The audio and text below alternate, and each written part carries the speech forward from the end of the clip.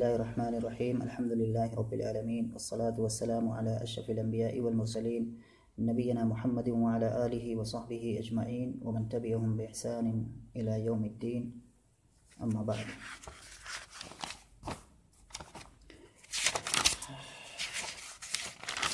پچھلے درس کے اندر ہم پڑھ رہے تھے ومن هاب أسباب المنايا ينلنه وإن يرقى أسباب السماء بسلم ومن هاب أسباب المنايا ينلنه وإن يرقى أسباب السماء بسلم. اور اس کے بعد کچھ اشعار بچے ہوئے ہیں، کافی آسان اشعار ہیں. یہ آخر میں جو ہے زہیر بن ابی سلمہ کا جو ملقہ ہے، اس کی خاصیت بھی ہے کہ اس کے اندر باتیں آسان انداز میں بیان کی گئی ہیں.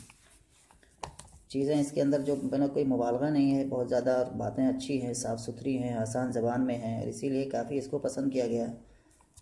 بلکہ حضرت عمر فاروق رضی اللہ تعالیٰ عنہ تو اس کو شاعر الشعراء بھی کہتے تھے، اس کا لقب بھی انہوں نے دیا ہے کہ زبردست شاعر. تو یہ سب حکمت کے اشعار ہیں جو آخر میں اس ملقے کے آخر میں ہیں، جو شعراء کی عادت ہوتی ہے اس زمانے میں، اسی طرز پر انہوں نے آخر میں بہت کچھ اچھے اشعار کہے ہیں جو معنی بہت اچھے ہیں. تو یہاں پر پڑھا جائے آج کا درس.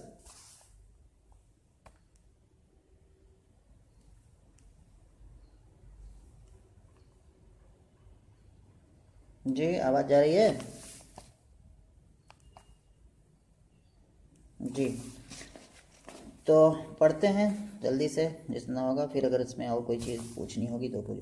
کہہ رہے ہیں کہ وَمَن يَجْعَلِ الْمَعْرُوفَ فِي غَيْرِ أَهْلِهِ يَكُنْ حَمْدُهُ ذَمًّا عَلَيْهِ وَيَنْدَمِ. آسان ہے، میں جلدی کر دیتا ہوں کہ جو بھی آدمی بھلائی کو کرے گا اس کے غیر حقدار کے حق میں، یعنی کہ جو آدمی بھلائی کو انجام دے گا اس بھلائی کا جو حقدار آدمی ہے اس کے ساتھ نہیں، بلکہ کسی دوسرے آدمی کے ساتھ جو بھلائی کا حقدار نہیں، وہ کام کہ اس کے تئیں کیا جائے، اس چیز کا وہ حقدار نہیں ہے، تو ایسی صورت میں اس کو رزلٹ کیا ملے گا؟ رزلٹ اس کو کیا ہے؟ مذمت اور برائی ملے گی. جیسے کمینے آدمی کے ساتھ کوئی بھلائی کرے گا تو اس کے جواب میں کمینگی ہی ملے گی، بدتمیزیاں ہی ملے گی، آدمی اور بدتمیزی دکھائے گا. لیکن جو شریف آدمی کے ساتھ جو بھلائی کرے گا تو اس کو جو ہے تعریف ملے گی، اس کو جو ہے اور اچھی چیزیں اس کو جو ہے اس سے ملیں گی. تو شاعر کہہ رہا ہے کہ مطلب جو غلط ٹائپ کے لوگ ہیں ان کے ساتھ بھلائی نہیں کرنا چاہیے، کیونکہ ان کے ساتھ بھلائی کرنے میں کوئی فائدہ نہیں ہے. تو اسی چیز کو کہہ رہا ہے کہ وَمَن يَجْعَلِ الْمَعْرُوفَ فِي غَيْرِ أَهْلِهِ يَكُنْ حَمْدُهُ ذَمًّا عَلَيْهِ وَيَنْدَمِ. تو جو آدمی بھلائی کو کرے گا اس کے نہ حقدار یا اس کے غیر حقدار لوگوں کے مطلب ساتھ بھلائی کو جو انجام دے گا، جی بھلائی کو جو کرے گا نہ اہل لوگوں کے ساتھ میں، تو یکن حمدہ ذمًا علیہ ویندمی، تو اس کی تعریف کیا ہوگی؟ اس کی جو تعریف ملنی چاہیے اس بھلائی کے کرنے کی وجہ سے، تو وہ تعریف، اس تعریف کے بدلے اس کو مذمت ملے گی. تو کہہ رہے کہ یکن حمدہ ذمًا علیہ، تو اس کی تعریف اس کے اوپر مذمت کے شکل میں لوٹ کر کے آئے گی.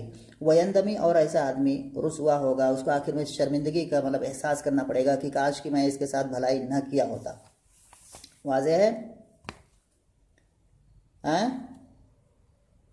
جی اس کے بعد کہہ رہا ہے کہ وَمَن يَعْصِ أَطْرَافَ الزِّجَاجِ فَإِنَّهُ يُطِيعُ الْأَوَالِ رُكِّبَتْ كُلَّ لَحْزَمٍ. یاسی کے معنی نافرمانی کرنا، طرف کی جمع ہے اطراف، اس کا معنی ہوتا ہے کنارہ.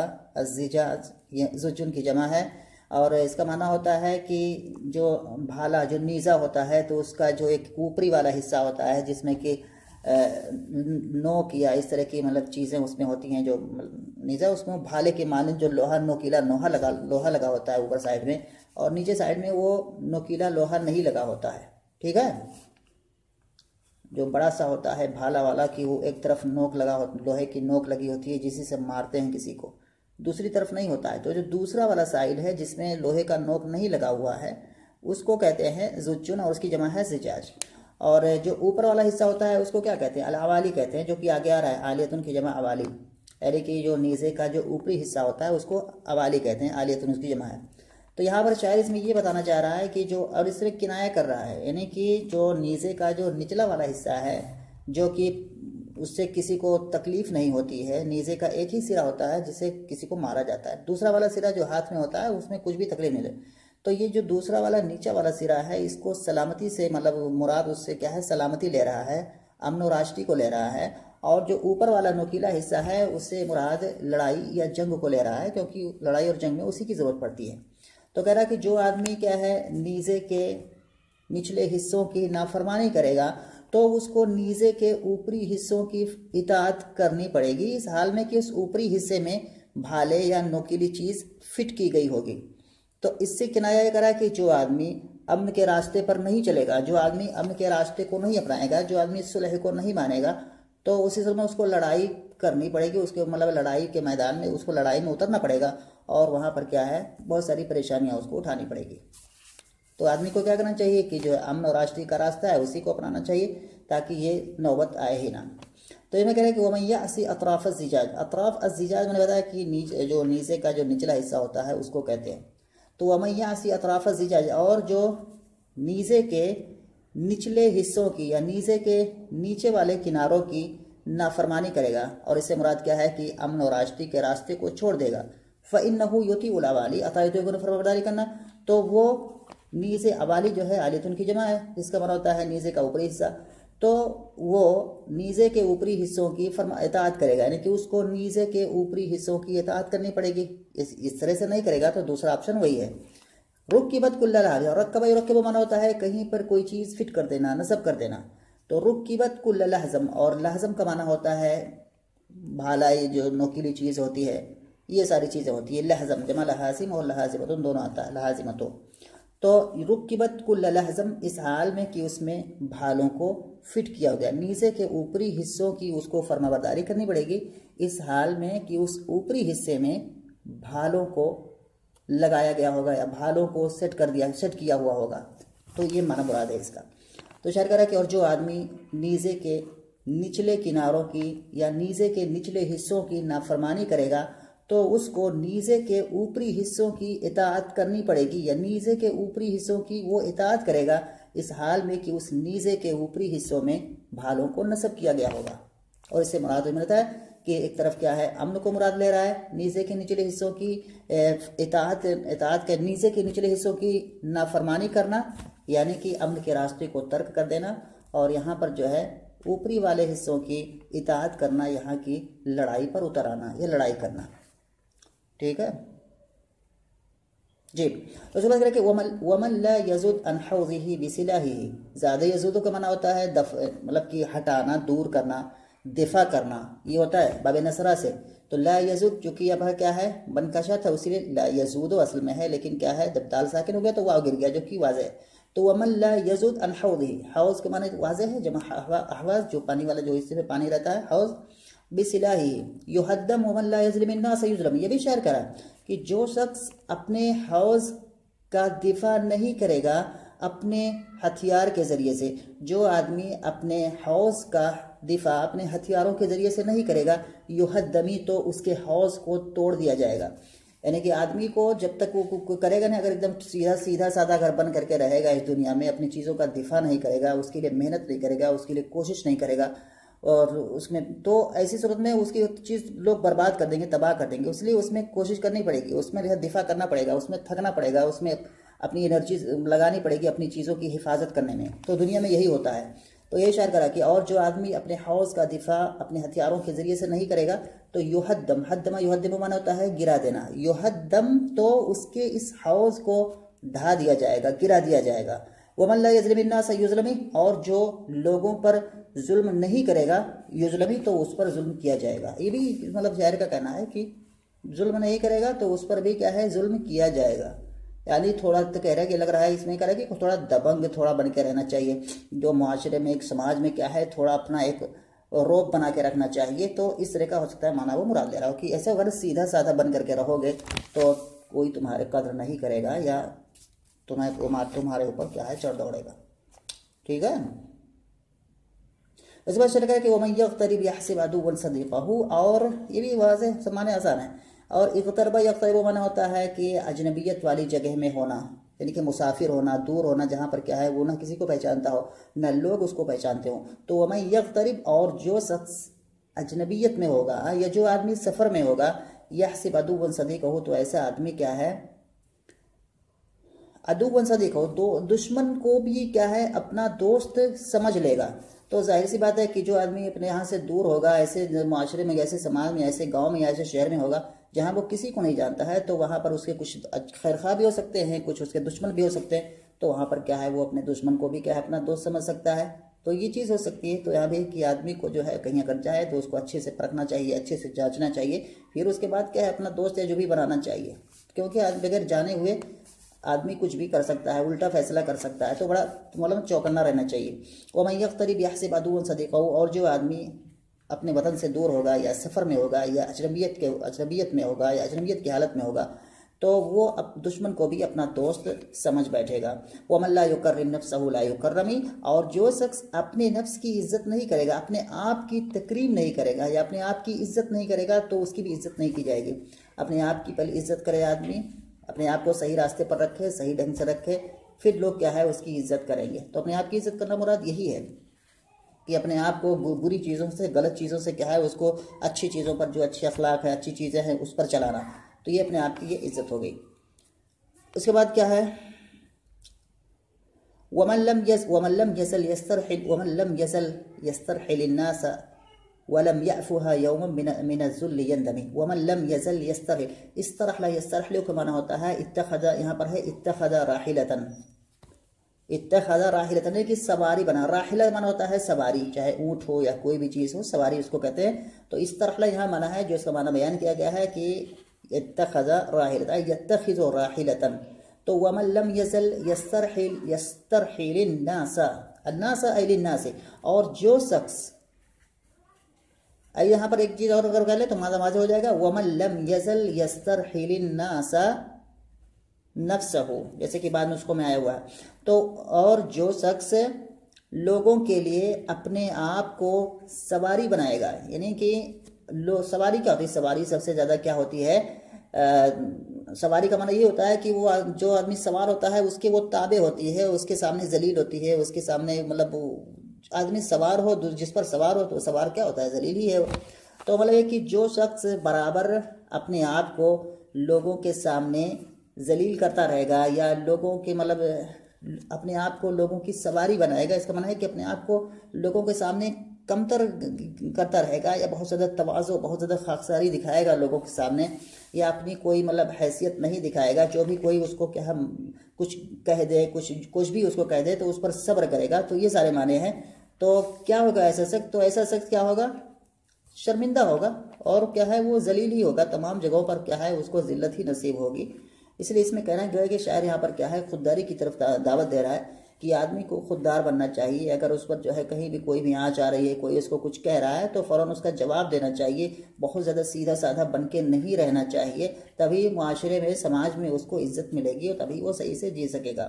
اگر جو ہے کوئی بھی کچھ کہے, اس کا ہمیشہ جو ہے کوئی بھی کرنا ہو, کوئی بھی آگے گالی دے دیا, مطلب ایک گویا کہ گالی کی سواری ہے, اس کو گالی دے دیا, کوئی بھی مار دیا, کوئی بھی کچھ کہہ دیا, اور یہ بالکل صبر کر رہا ہے, بالکل امن و صدقنا کہہ رہا ہے, بالکل مطیع و فرما بردار ہے, تو ایسے سال میں کیا ہے ذلیل ہی ہوگا اور کیا ہے اس کو شرمندگی ہی اپنانی پڑے گی. معنی واضح ہے. وَمَن لَمْ يَزَلْ يَسْتَرْحِلِ النَّاسَ نَفْسَهُ, ایسا معنی ہے وَمَن لَمْ يَزَلْ يَسْتَرْحِلِ النَّاسَ, ای وَمَن لَمْ يَزَلْ يَسْتَرْحِلُ نَفْسَهُ. وَمَن لَمْ يَزَلْ, یعنی يَسْتَرْحِلِ میں پڑھنا ایسے, وَمَن لَمْ يَزَلْ يَسْتَرْحِلُ لِلنَّاسِ نَفْسَهُ ایسے. اور جو آدمی لوگوں کے لیے اپنے آپ کو سواری بنائے گا, وَلَمْ يَعْفُهَا يَوْمًا مِنَ الذُّلِّ, اور عفا یعفو کا معنی ہوتا ہے روکنا, منع یمنع کے معنی میں ہوتا ہے. تو ولم اصل میں یعفوها, تو لم آیا تو واو گر گیا آخر سے, تو ہو گیا ولم یعفوها یوما من الذل, اور وہ اس نفس کو یا اپنے اس نفس کو یا اپنے آپ کو نہیں روکے گا کسی بھی دن من الذل, اس ذلت سے. یعنی کہ جو یہاں پہ آنا واضح ہو گیا کہ اس سواری بنانے سے مراد کیا ہے, کسی کے سامنے ذلت ہو کر کے کیا ہے زندگی گزارنا, کوئی بھی کچھ کہے اس کو برداشت کر لینا. تو اپنے آپ کو ذلت سے نہیں روکے گا کسی بھی دن, یندمی, تو آخر میں جو ہے اس کو شرمندگی ہی اپنانی پڑے گی, اس کو شرمندگی ہی ہاتھ میں آئے گی, ہر جگہ وہ ذلیل و خوار ہوگا, شرمندہ ہوگا. واضح ہے. اس کے بعد شرح کرا کہ وَمَهْمَا تَكُنْ عِنْدَ امْرِئٍ مِّنْ خَلِيقَةٍ وَإِنْ خَالَهَا تَخْفَى عَلَى النَّا تُخْفَى. 5 لائن ہو گئی, ٹھیک ہے. کوئی بات ہے, کچھ پوچھنا ہے, اس وقت ختم کرنا چاہتا تھا آج.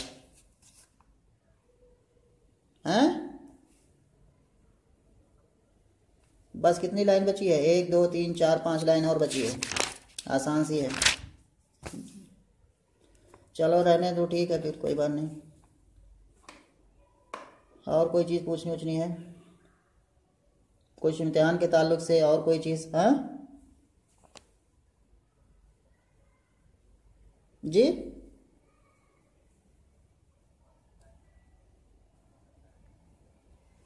ٹھیک ہے، میں جلدی سے اس کو پڑھ دیتا ہوں. اس کے بعد شاعر کرا کہ وَمَهْمَا تَكُنْ عِنْدَ امْرِئٍ مِّنْ خَلِيقَةٍ وَإِنْ خَالَهَا تُخْفَىٰ عَلَى النَّاسِ تُعْلَمِي. اس میں بتایا گیا ہے کہ آدمی کے پاس جو بھی کوئی عادت ہوگی ہے نا، جس کو وہ سوچتا ہے کہ لوگوں سے چھپی ہوئی ہے تو وہ جان لی جائے گی، وہ چھپی نہیں رہے گی. تو وَمَهْمَا تَكُنْ عِنْدَ امْرِئٍ مِّنْ خَلِيقَةٍ، مَهْمَا تَكُنْ عِنْدَ امْرِئٍ مِّنْ خَلِيقَةٍ کا بنے عادت، تو واضح ہے یہ خالو کے معنی ہوتا ہے گمان کرنا، تخفا اخفا یوفی مطلب چھپانا، اور طولمی واضح ہے. تو مہما یعنی کہ جو کچھ بھی ہے نا، وَمَهْمَا تَكُنْ عِنْدَ امْرِئٍ مِّنْ خَلِيقَةٍ، من خَلِيقَةٍ کیا ہے؟ یہ بیان ہے تکن کے اندر جو ہیا کی ضمیر ہے.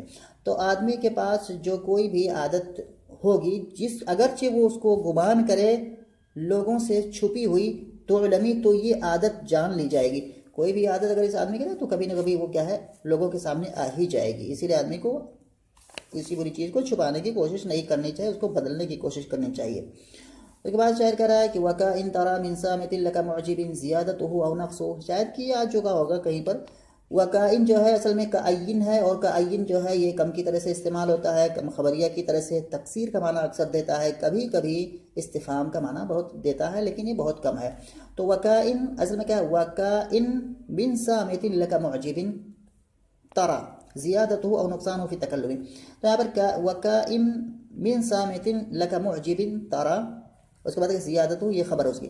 تو کیا معنی ہو گیا؟ قائم من صامت لک معجب، اور کتنے ہی ایسے چپ رہنے والے ہیں، معجب لک جو تمہیں اچھے بھی لگتے ہیں، تراہ اور جن کو تم دیکھتے ہو، لیکن ان کی کیا ہے زیادتی، ان کا کمال اور ان کا نقصان یعنی کہ کمی یا ان کا عیب بات کرنے میں ظاہر ہوتا ہے.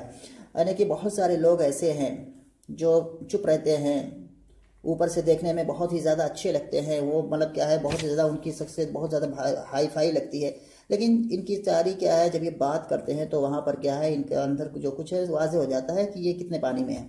تو اسی چاہتا ہے کہ بات کرنے ہی سے کیا ہے آدمی کی مطلب جو ہے اندرونی چیز بات کرنے سے ظاہر ہوتی ہے.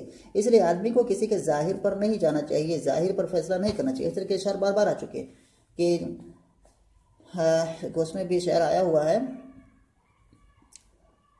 ترى الرجل النحيف فتزدريه وفي أسوابه أسد مزير. اس طرح کا ایک شعر ہے، اس سے معنی یہی ہے. جی تو یہاں بھی وہی معنی ہے کہ کتنے ہی ایسے چپ رہنے والے ہیں، کتنے ہی ایسے چپ رہنے والے تمہیں اچھے لگنے والے لوگ ہیں جنہیں تم دیکھتے ہو، ان کا کمال اور ان کی کمی یا ان کا عیب بات کرنے میں ہے، یعنی کہ بات کرنے میں وہ ظاہر ہوتا ہے. اس کے بعد آگے پھر ہے لسان الفتى نصف ونصف فؤاده فلم يبق الا صورة اللحم والدم. یہ بھی واضح ہے کہ انسان کے اندر دو ہی چیز ہوتی ہے، ایک اس کی زبان، ایک اس کا دل. یہی اس کا سمجھو کہ پورا بدن ہے، اسی پر پورے بدن کا دار و مدار ہے. زبان کی اگر آدمی حفاظت کر لے، اگر دل کی حفاظت کر لے، دونوں اگر صحیح راستے پر ہیں تو اس کا پورا جسم ہے. اگر انسان کے جسم سے یہ زبان اور دل کو کیا ہے نکال دیا جائے تو باقی کچھ نہیں بچتا ہے، وہ گوشت اور ہڈی ہی بچے گا. اسی کو شاعر کہہ رہا ہے لسان الفتى نصف ونصف فؤاده. آدمی کے نوجوان کی زبان اور آدھی ہے، یعنی کہ اس کے جسم کا آدھا حصہ ہے، ونصف فؤاده اور دوسرا نصف اس کا دل ہے. فلم يبق الا صورة اللحم والدم، اور پھر اس کے بعد نہیں بچتا ہے مگر یہ کہ گوشت اور خون کی صورت، یعنی کہ باقی جو کچھ بچتا ہے بس وہ ایک گوشت اور خون کی شکل ہوتی ہے، اور اس کے علاوہ وہ کچھ بھی نہیں ہوتا، اس کی کوئی حیثیت نہیں ہوتی ہے. اس کے بعد کہہ رہا ہے کہ وَإِنَّ صَفَاهَ الشَّيْخِ لَا حِلْمَ بْلَا حِلْمَ بَعْدَهُ. صفا مانے ہوتا ہے بیوقوفی، الشیخ مانے بوڑھا، لا حلم حلم مانے بردباری، اور بوڑھے کی بردباری کے بعد کوئی نہیں، بوڑھے کی صفاحت یعنی کہ بوڑھے کی حماقت کے بعد کوئی بردباری نہیں آتی ہے. یعنی کہ ایک آدمی جب بوڑھے حالت میں اگر وہ لائن سے ہٹ گیا ہے، وہ مطلب کریکٹر اس کا خراب ہو گیا ہے بڈھے کا، تو پھر اس بڈھے کے اس حرکت کو سدھرنا مطلب جو ہے امید نہیں کی جاتی کہ صحیح راست پر آئے گا بڈھے حالت میں اگر ہوا. لیکن ایک نوجوان اگر کیا ہے نوجوانی میں کیا ہے نوجوانی کا جوش میں اگر کیا ہے وہ غلط راستے پر چلا جاتا ہے، لیکن جیسے ہی اس کی عمر بڑھتی ہے آگے آگے بڈھا آتے جاتے ہیں وہ بالکل راہ راست پہ آ جاتا ہے، نیک بن جاتا ہے. تو لیکن جب نوجوان بگڑتا ہے تو بڑھاپے میں وہ نیک بن جاتا ہے، لیکن جب بڈھا بگڑتا ہے تو پھر کیا ہے، وہ راہ راست پر نہیں آتا ہے۔ وَإِنَّ صَفَاحَ الشَّيْخِ لَا حِلْمَ بَعْدَهُ، اور بوڑھے کی حماقت لا حلم بعد ہو، اس کے بعد کوئی بردباری نہیں ہوتی ہے۔ وَإِنَّ الْفَتَى بَعْدَ السَّفَاهَةِ يَحْلُمِ، اور یقیناً نوجوان بیوقوفی حماقت کے بعد یحلمی بردبار بن جاتا ہے۔ آخری لائن ہے سألنا فأعطيتم وعدنا فعدتم ومن أكثر التسأل يوما سيحرم۔ آدمی کو اس میں کیا ہے کہ بہت زیادہ کسی سے سوال نہیں کرنا چاہیے، بہت زیادہ کسی سے مانگنا نہیں چاہیے، کیونکہ کہہ رہا ہے کہ ایسا ہوگا جیسے کہہ رہا ہے کہ میں نے تم سے سوال کیا، تم نے مجھے دیا، وعدنا میں پھر لوٹا، یعنی کہ میں نے پھر سے تم سے سوال کیا اور تم بھی لوٹے، یعنی کہ تم نے بھی مجھے دوبارہ پھر عطا کیا۔ ومن اکثر التسأل یوما سیحرم، اور جو آدمی سوال کو زیادہ کرے گا یحرمی یومن، تو ایک دن محروم کر دیا جائے گا۔ کسی آدمی سے مانگو کہ ایک بار مانگے اس نے دیا، دو بار مانگے اس نے دیا، اب بار بار وہ کتنا دے گا؟ آگے چل کر کوئی انکار کر دے گا کہ بھائی نہیں ہے، میں نہیں کر سکتا۔ تو آدمی کو بہت زیادہ کسی سے مانگنا نہیں چاہیے۔ یہ بات ہو گئی اتنی، اور اسی پر معلقہ یہ پورا ہوا، تیسرا معلقہ، اور اس کمپلیٹ ہوا۔ اور کوئی چیز؟ چلو ٹھیک ہے، پھر تیاری کرو، اور جو جو چیزیں پڑھائی گئی ہیں اس کو چاہے مختارات میں ہو، اس میں ہو، اس کو، اور پھر سوال ویسے ہی رہے گا، آن لائن ایگزام ہوگا ہی، پتہ ہی ہے۔